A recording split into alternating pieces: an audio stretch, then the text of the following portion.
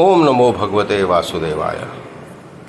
श्रीमद् भगवत महापुराण प्रथम स्कंद पंचदश अध्याय श्लोक 1 से 14 का हिंदी अनुवाद।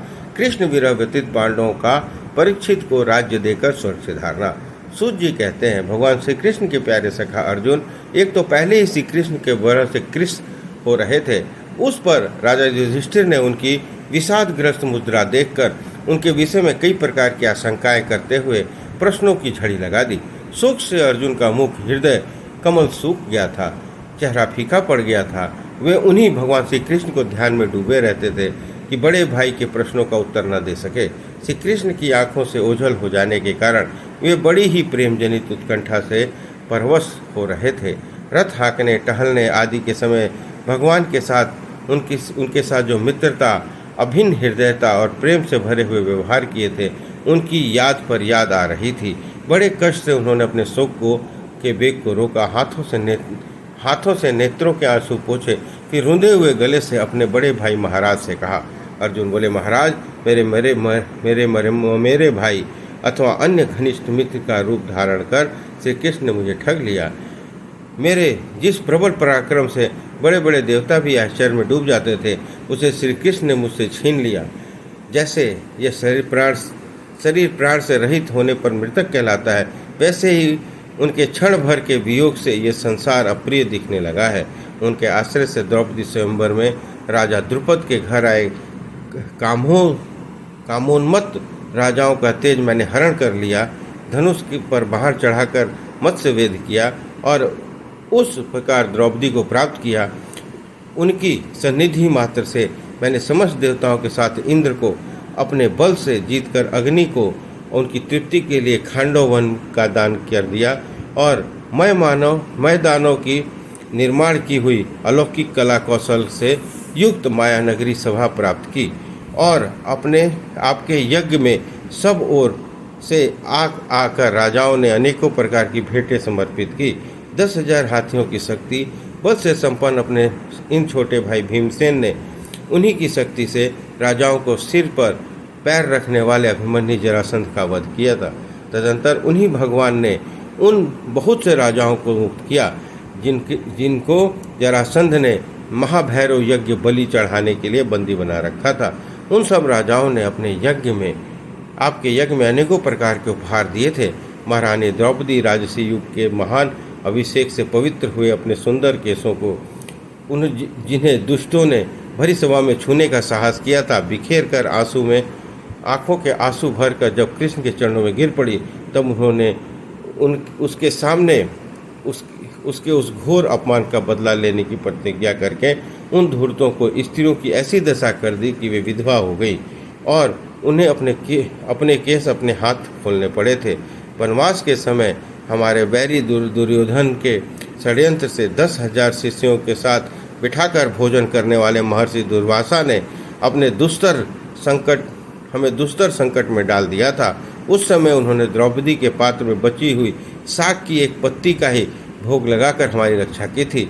उनके ऐसा करते ही नदी में स्नान करती हुई मुनि मंडली को ऐसा प्रतीत हुआ मानो उनकी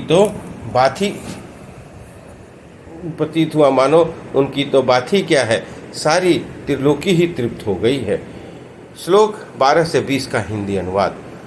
उनके प्रताप से मैंने युद्ध में पार्वती सहित भगवान शंकर को आश्चर्य में डाल दिया था और उन्होंने मुझे अपना पाशुपत नामक अस्त्र दिया। साथ ही दूसरे लोकपालों ने भी प्रसन्न होकर अपने अपने अस्त्र मुझे दिए। और तो क्या, उनकी कृपा से मैं अपने इसी शरीर से स्वर्ग में गया और देवराज इंद्र की सभा में उनके बराबर आधे आसन पर बैठने का सम्मान मैंने प्राप्त किया। उनके आग्रह से जब मैं स्वर्ग में कुछ दिन तक रह गया, तब इंद्र के साथ समस्त देवताओं ने मेरी इन्हीं गांडीव धारण करने वाली भुजाओं का निवांत कवच आदि दैत्यों को मारने के लिए आश्रय दिया। महाराज, यह सब जिनकी महती कृपा का फल था, उन्हीं पुरुषोत्तम भगवान श्री कृष्ण ने मुझे आज ठग लिया।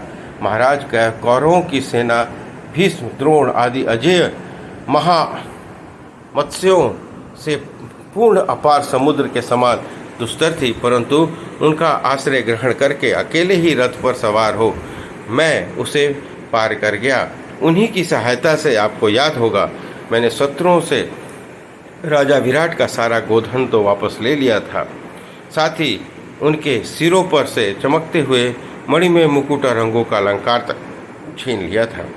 भाई जी, कौरवों की सेना भीष्म, कर्ण, द्रोण, शल्य, अन्य बड़े बड़े राजाओं और क्षत्रिय वीरों के रथ से शोभायमान थी। उसके सामने मेरे आगे आगे चलकर वे अपनी दृष्टि से ही उन महारथी युद्धपतियों की आयु, मन, उत्साह और बल को छीन लिया करते थे।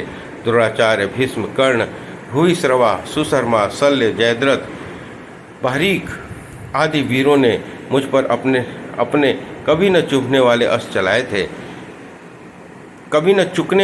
चलाए थे, परंतु जैसे हिरण्यकश्यपु आदि दैत्यों के अस्त्र शस्त्र भगवत भक्त प्रहलाद का स्पर्श नहीं कर सकते थे, वैसे ही उनके शस्त्रास्त्र मुझे छू नहीं सके। यह कृष्ण के भुजदंडों की छत्र छाया में रहने का ही प्रभाव था। श्रेष्ठ पुरुष संसार से मुक्त होने के लिए जिनके चरण कमलों का सेवन करते हैं, अपने आप तक को दे डालने वाले उन भगवान को मुझ दुर्बुद्धि के सारथी तक का बनना पड़ा। आहा, जिस समय मेरे घोड़े थक गए थे और मैं रथ से उतरकर पृथ्वी पर खड़ा था, उस समय बड़े बड़े महारथी शत्रु भी मुझ पर प्रहार न कर सके, क्योंकि श्री कृष्ण के प्रभाव से उनकी बुद्धि मारी गई थी। महाराज माधव ने के उन्मुक्त और मधुर मुस्कान से युक्त विनोद भरे एवं हृदय स्पर्शी वचन और उनका मुझे पार्थ, अर्जुन, सखा, कुरुनंदन आदि कहकर पुकारना मुझे याद आने पर मेरे हृदय में उथल पुथल मचा देते हैं। सोने, बैठने, टहलने और अपने संबंध में बड़ी बड़ी बातें करने तथा भोजन आदि करने में हम प्रायः एक साथ रहा करते थे। किसी दिन मैं व्यंग से उन्हें कह बैठता, मित्र, तुम तो बड़े सत्यवादी हो। उस समय भी वे महापुरुष अपनी महानुभावता के कारण जैसे मित्र अपने मित्र का और पिता अपने पुत्र का अपराध सह लेता है, उसी प्रकार मुझ दुर्बुद्धि के अपराधों को सह लिया करते थे। महाराज, जो मेरे सखा, प्रिय मित्र नहीं मेरे हृदय ही थे, उन्हीं पुरुषोत्तम भगवान को मैं सदा रहित हो गया हूँ। भगवान की पत्नियों को द्वारका से अपने साथ घर ला रहा था, परंतु मार्ग में दुष्ट गोपों ने मुझे एक अबला के भांति हरा दिया और मैं उनकी रक्षा न कर सका। श्लोक 21 से 35 का हिंदी अनुवाद। वही मेरा गांडीव धनुष है, वही बाण है, वही रथ है, वही घोड़े हैं और वही मैं रथी अर्जुन हूँ, जिसके सामने बड़े बड़े राजा लोग सिर झुकाया करते थे। श्री कृष्ण के बिना ये सब एक ही क्षण में नहीं के समान सारसन हो गए। ठीक उसी तरह जैसे भस्म में डाली हुई आहुति, कपट भरी सेवा और उसर में बोया हुआ बीज व्यर्थ हो जाता है। राजन, अपने द्वारकावासी जिन सुहृद संबंधियों से बात पूछी है, वे ब्राह्मण के शापवश मोहग्रस्त हो गए और वारुणी मदिरा का पान से मदुक्त होकर अपरिचितों के भांति आपस में ही एक दूसरे से भिड़ गए और घूंसों से मारपीट करके सबके सब नष्ट हो गए। उनमें से केवल 4-5 ही बचे हैं। वास्तव में यह सर्वशक्तिमान भगवान की लीला है कि संसार के प्राणी परस्पर एक दूसरे का पालन पोषण भी करते हैं और एक दूसरे को मार डालते हैं। राजन, जिस प्रकार जलधरों में बड़े जंतु छोटों को, बलवान दुर्बलों को और बड़े और बलवान भी परस्पर एक दूसरे को खा जाते हैं, उसी प्रकार अतिशय बली और बड़े यदुवंशियों के द्वारा भगवान ने दूसरे राजाओं का संहार कराया। तत्पश्चात यदुवंशियों के द्वारा ही एक से दूसरे यदुवंशी का नाश करा के पूर्ण रूप से पृथ्वी का भार उतार दिया। भगवान श्री कृष्ण ने मुझे जो शिक्षाएं दी थी, वे देश काल प्रयोजन के अनुरूप तथा हृदय के ताप को शांत करने वाली थी। स्मरण आते ही वे हमारे चित्त का हरण कर लेती हैं।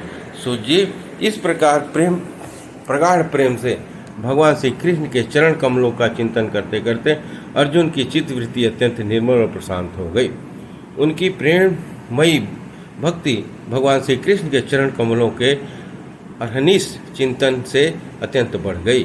भगवान के वेग ने उनके हृदय को मथ कर उनमें से सारे विकारों को बाहर निकाल दिया। उन्हें युद्ध के प्रारंभ में भगवान के द्वारा उपदेश किया हुआ गीता का ज्ञान पुनः स्मरण हो आया, जिसकी काल के व्यवधान और कर्मों के विस्तार के कारण प्रमादवश कुछ दिनों के लिए विस्मृति हो गई थी। ब्रह्म ज्ञान की प्राप्ति से माया का आवरण भंग होकर गुणातीत अवस्था प्राप्त हो गई थी। द्वैत का संचय निवृत्त हो गया, सूक्ष्म शरीर भंग हुआ। वे शोक और जन्म मृत्यु के चक्र से सर्वथा मुक्त हो गए।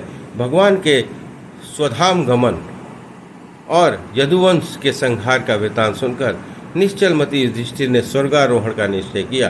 कुंती ने भी अर्जुन के मुख से यदुवंशियों का नाश और भगवान के स्वधाम गमन की बात सुनकर अनन्य भक्ति से अपने हृदय में भगवान श्री कृष्ण में लगा दिया और सदा के लिए इस जन्म मृत्यु का रूप संसार से अपना मुंह मोड़ लिया।